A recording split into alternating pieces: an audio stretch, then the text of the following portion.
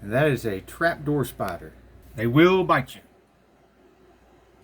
What they do is they sit there and they put all this elaborate webbing all over the place so they can feel any disturbance. And they sit there ready to rush over and bite.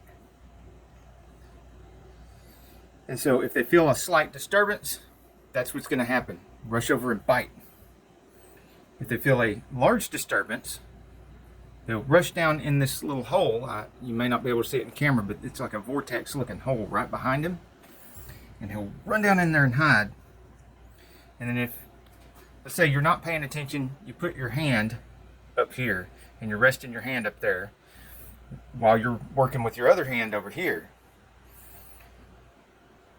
And he'll rush in the hole because your hand is a big disturbance. And if your hand is still sitting there while you're working, he'll come creeping out, looking around, sneak up, get closer and closer to your hand, and then grab a bite and suck some blood out.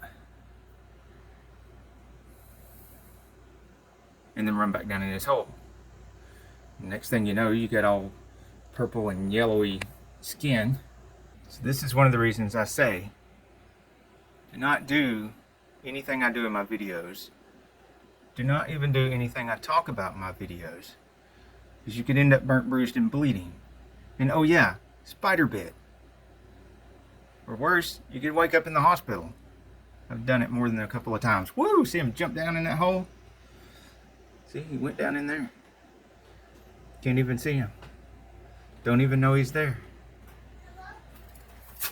Insanely cool cars, tool reviews, and auto repair videos.